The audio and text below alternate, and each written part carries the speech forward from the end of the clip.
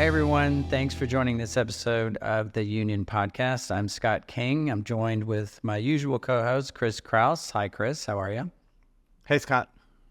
And we have our usual special guest, Chief Geek at Krista Software, John Michelsen. Hi, John. Hi. Title well-deserved. Yeah, well deserved. Chief Geek, who you're the only one, I think. But anyway, so today we're going to continue on our document understanding series. We provided an overview. We talked about unknown questions, and those would be questions that you think a chatbot or some type of AI virtual assistant would answer.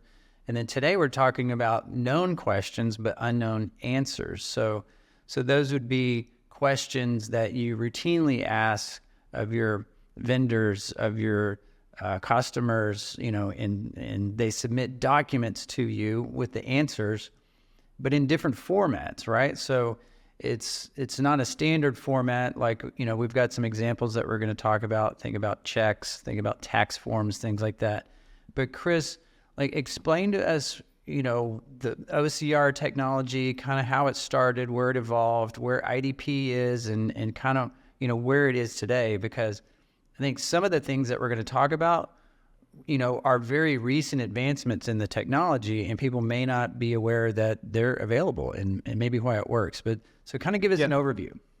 Yeah, Scott, you're actually right. A lot of people don't even know this problem has a new solution because, traditionally OCR technically came out many years ago. In the 60s and 70s, they actually started using it to read zip codes and when sending mail, right? And granted, it was a short number, handwritten, and it wasn't doing that much processing. Therefore, big mainframes, which weren't fast compared to our current technology, could solve for it. But people have implemented IDP for years. And, tax forms, millions of people fill out the same form. They can use geographic location, they can use bounding boxes, and it was really good for that. The challenge is when you get lots of different types of forms. And so people said, well, we're going to automate the top 5 forms we see, but not all 100 that we see. And so people are going to have that in their brains. That's how they solve the problem. Part of it is just humans are going to have to do this part.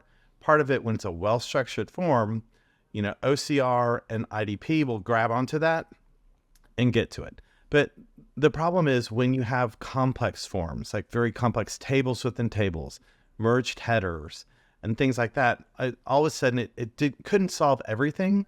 So we kind of put in our brains, OCR generically, meaning OCR and IDP is really good for some things, but not good for others. So what we had to look at is there are new ways to do this. People don't realize that OCR, doesn't get very confused between ones and L's and I's anymore because we can actually, do a spell check and figure that out when we read the stuff. But we can actually use newer technologies outside of the old ones that solves a very different problem. The problem people have is that you get lots of invoices that are different, or you get the same information in different formats. And that's why people have kind of steered away from IDP because it was good at very standardized documents versus dynamic documents. You're still asking the same questions. What's your name? What's your security number? What's your address? Things like that. But the document structures are different. So John, when we talk to customers, I know we've got people in HR who say, hey, we know an Aetna, a Blue Cross Blue Shield, all these insurance plans have the same information on the page, but it's like, what's the deductible for a single? What's the deductible for a family? But they all look so different, right? And that's something we were shied away from with traditional IDP. And they're growing, they're adding AI to them, but that's a big shift in tech for them. But, what are the type of things that customers are actually wanting to do that we need a different approach to solve? Yeah, I think, Chris, you laid it out pretty well. So IDP is intelligent document processing, and let's just say that it was semi-intelligent, whereas the intelligence mostly came from a person sitting on a screen looking at the document that had been scanned, and there being boxes drawn on it and saying, is this where the account number is? And is that where the date is? Or is that where and most of the time, well, I shouldn't say most, but certainly much more often from what we've learned from customers than then they wanted, those people looking at those screens were having to correct those systems. So we've heard it fairly common that they would be straight through processable at about 30 to 40 to 50% of the time, and the high watermark would be in the 60 range. And that's on the stable document content, right? Where you basically are saying, I can predict the structure is always about one of these. So what do you do to get that number up, right? Obviously, we don't want to be in the 40, 50, 60 range. We could start there, but that's certainly not the destination. That's the starting point. And then the other is, what do we do with the other types of documents that you just described, Chris? So what we describe as document understanding, just to have a name to describe it, as Scott, you tried to set the table for us. When you know the questions you want to ask, but you don't know where in the document or which document or even what shape or kind of document you have in order to get that answer, you can make the assumption it's in there or not. But presuming the answer is in there, the problem is actually one of, how do I get answers from that significantly less structured content? And the techniques that we can now apply today by leveraging multiple styles of AI woven together, we really do get phenomenal results from this. I've been an NLP geek way along, and I've never been able to say we can do some of the projects we've already delivered just in the last couple of weeks. And that's just thrilling for me, because it's gone from, is it possible for you to deal with my inbound order management problem? Or can you deal with my inbound invoicing? Or can you deal with my yada, right? And it is typically inbound, because you typically don't send out completely random and unstructured. You typically like to figure out a format or two or three and then send that. But when you're dealing with those that you do business with, bringing content to you, you're typically not able to structure that or presume that they will structure it for you in just the way that you want. So that's really the other side of the equation. And when you look in most departments, you can get a couple of people to handle accounts receivable outbound. You have an order of magnitude more to deal with accounts payable inbound. And that's essentially where IDP never did even pretty much, right? Pretty much. IDP never even took a serious shot at those projects because they just couldn't get there. And today we can slay them. So, John, you said multiple styles of AI about a minute ago. Yeah. Can you explain what styles that you're referring to? So we're in a moment in time when people think AI is generative AI, and generative AI is a game changer and does so many great, unbelievable things that I feel so weird trying to remind people. By the way, yeah, I'm an NLP guy and I love it. But there are many, many styles of AI. I'm just using that word styles rather than get all be too complicated. But we're talking about classifying activities, classifying objects, predicting numbers and dates, identifying anomalies, and dozens of other capabilities that are AI in nature that are not the construction of prose, right? And the ability to do even a number of really good, strong natural language capabilities are either inappropriate because of the performance, cost, whatever, or not effective as far as accuracy to be performed in a large language model versus other forms of AI NLP tech. So when you weave all of those abilities together, you get more than the sum of the parts, I guess is one way to say it, right? And we've said it a number of times, right? A lot of the world is running around with the LLM hammer and trying to hit everything with it. And we know that that's actually not the right way to think about this. You got a great toolbox of AI capabilities, and yet the one that most recently went in, these brilliant LLMs, is fantastic, but they're certainly not a replacement for all of the things that have come before it or all of the exciting things being done even now in those other areas. Yeah. I always get a kick out of people when they post online. They're like, "Hey, this LLM thing, it's not very good at math." I'm like, "No, it's not, right? It's a different kind of AI." But so you talked more about the inbound, right? So you're receiving invoices and people are dealing with these, and they're trying to, extract information and then putting that information somewhere else. I mean, you said 60% accuracy at best, right? So that's good, but there's room for improvement. But when people are dealing with this process, like what's the business impact, right? If they've always dealt with this and it's always kind of a cost to them, yeah. Like what is the impact of dealing with that, and then how could it improve? And maybe if you have an example of a project or a process Sure. that make it more concrete. Yeah, one of my favorites that we just did, and it was a proof of concept because of this, because our customer is obviously not ready to say, all right, I'm just going to cut over and have 22 people who've been working on this. 22 people who've been working on this just stop working on it. But over the course of this larger organization in Europe, thousands of inbound invoices on a monthly basis, and the challenge there is 7 different languages. The GST is different in different regions. My favorite when we were doing discovery was some of these vendors put the logo on those invoices, but never actually print their own name. They let the logo be the name of identify themselves. So obviously that makes sense for a person, but if you were purposely creating that document to make sure it's better machine readable, you certainly wouldn't have done that or done that solely, right? So anyway, the project was actually quite simple. We needed to run for a month.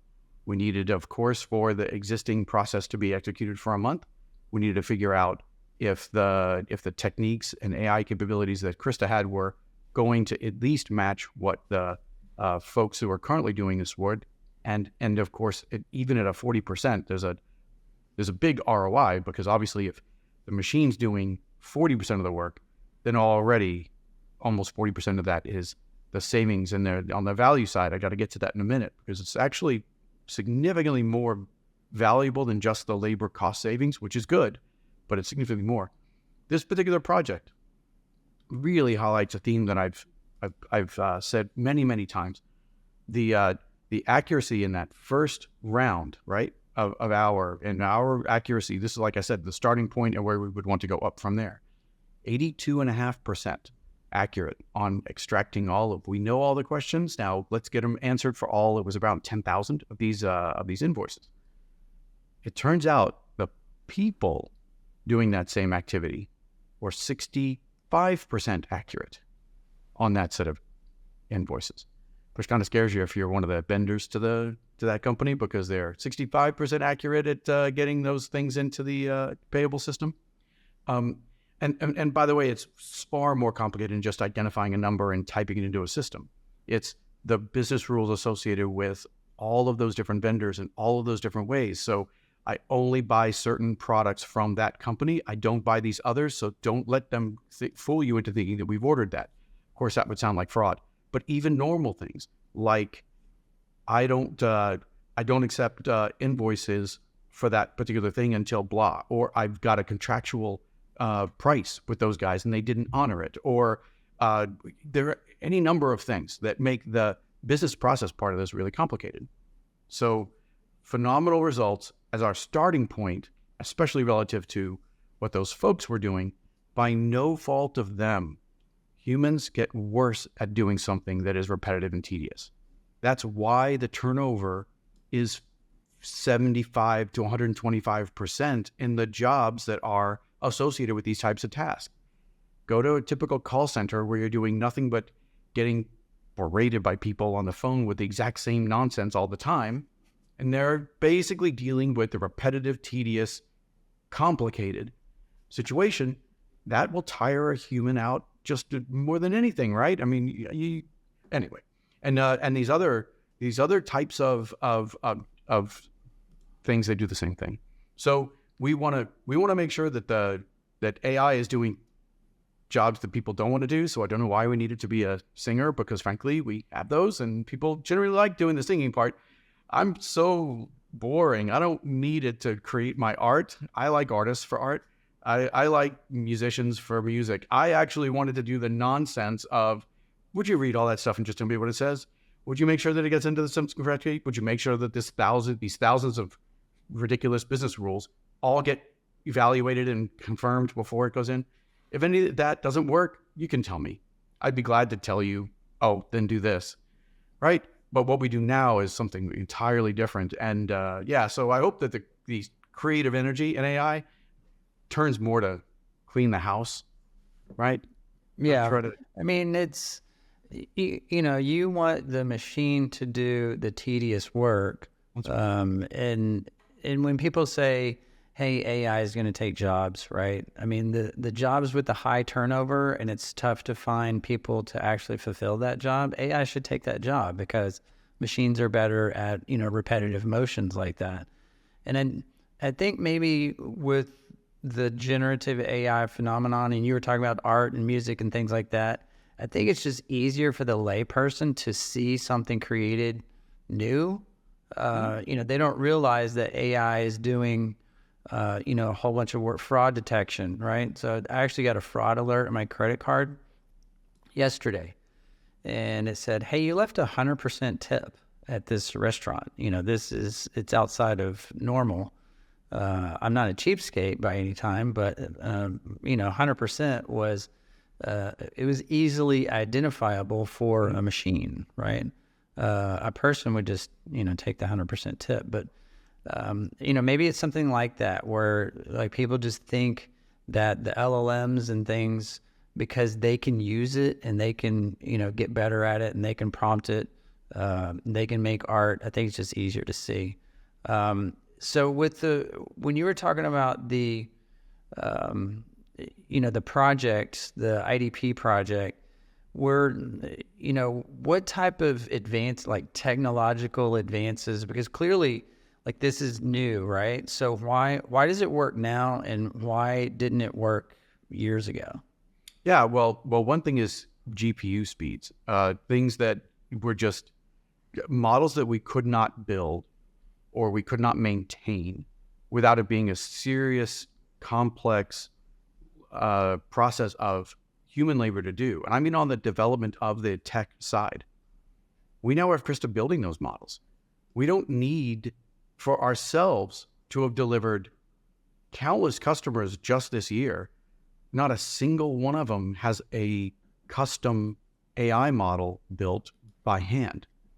Every one of them has at least a couple of AI models that are bespoke to their use case and being built and maintained, but none of them were built by hand. So that's even our productivity of delivery, right? And that ability alone means that we can introduce AI where the compute and the labor cost and the calendar time associated with being able to do so just made it impossible to make work, right? We were, this project with that healthcare organization in Europe was a few days before we kicked off that project. We were told we were told, hey, we'd like to go down this road, but we need to do some kind of verification step. By the way, we don't generally do verification steps, but this one was focused enough, and I actually wanted the project. I wanted to see how we could do this. But a couple of days of analysis was what was required for us to then execute that project. And when you think about the mixing in, or when you think about what was those few days, that was someone who's well-versed in all of these different styles of AI and the orchestrations that can be performed during document processing to identify, for example, by the way, there's N number of classifications of these inbound documents. So start with a classifier. Then you can tune from there the natural language of what is described as entity extraction in the NLP world, which most of the time is not actually invoking an LLM, but is invoking other AI tech. Once you get to a certain point and you are now maybe stuck on something where your confidence isn't high that you've read it correctly, you go to systems to do lookups and verification. You you keep an image database of all of those silly vendors that wouldn't put their name on it, and then you maintain it. And then what you've done is you've asked a person, identify that vendor for me once, and now you're using image identification tech to classify essentially that image as the appropriate vendor and all of those kinds of things. But any number of our guys, I didn't do this project, I'm describing what others did. When we decompose that problem, we're not trying to whack it just much harder with the one hammer we've got, right? We've actually got a whole kit of stuff. So we think, okay, well, how would I start? What would the middle look like? And how's the end? And then once I'm doing this, and I appreciate the accuracy, but I want more, what are the tricks I can start doing to actually go even higher than that? Now, Krista herself, not magic, but Krista herself is going to actually naturally get smarter and smarter with when it's classifying incorrectly and a person has to correct Krista. That naturally happens to make those models better. So even half of the solution doesn't require our creativity, but half of it does. And that combination, if you've gotten anything from maybe the earliest of our podcasts, is what we're really trying to do is weave human capabilities, system capabilities, AI capabilities together to create outcomes. Well, I could have just spared you guys 2 minutes of your life and said that, right? Because that's really what we're doing. Yeah. Well, that's really, really cool. Yeah. The GPU gets a lot of noise, new chip makers, everybody's trying to compete with NVIDIA. So it'll be interesting in years to come.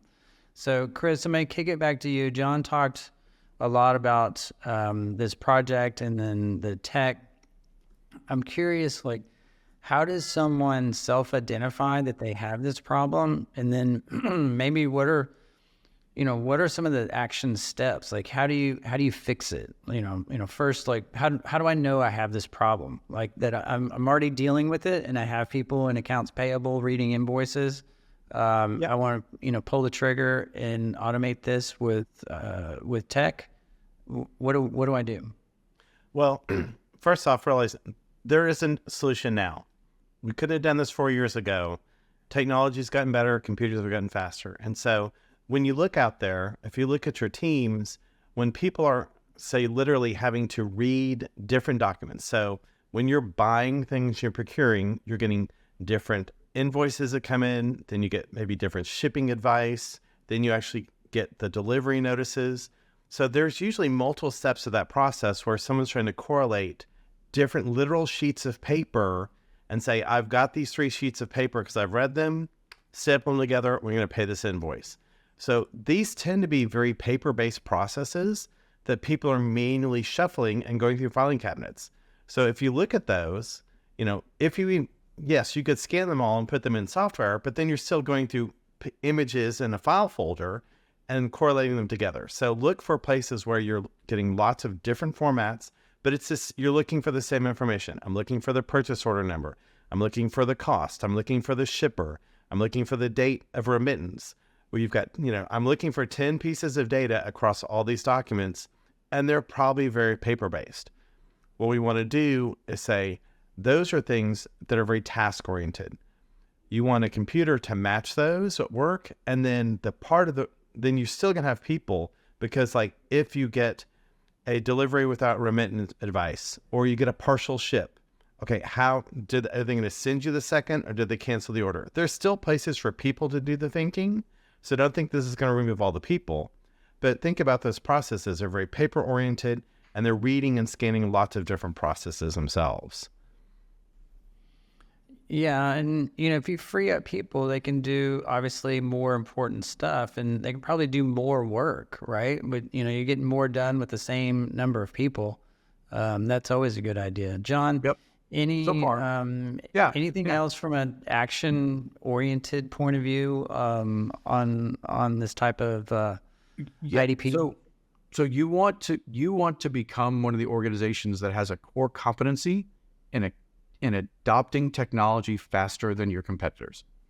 And so the action is, where would the velocity of my business accelerate the best, the most, and the quickest? Where could I get that win in the fastest time frame so that I could teach the organization that this is the pattern we need to recognize and apply everywhere? And how quickly can I make sure that I declare victory so that I start that journey? Because the faster you start, the bigger your lead will be over others, and of course, vice versa. And that's really where it's at. It's not in labor cost savings. I dare say I don't think that Krista has cost a single job. Krista has caused businesses to be able to do more business with the same people. It has elevated people from a job they were about to quit to a job they now enjoy. One of my favorite examples is the call center employees that are now Krista authors. They now have a true knowledge management job, right? Or they moved into sales because, by the way, they're PhDs in the business, and the last thing you'd want to do is lose all that tribal knowledge. And yet, we now don't need them doing that ridiculous, mundane, tedious, whatever. So there's always places in businesses, in every company, where you can do that.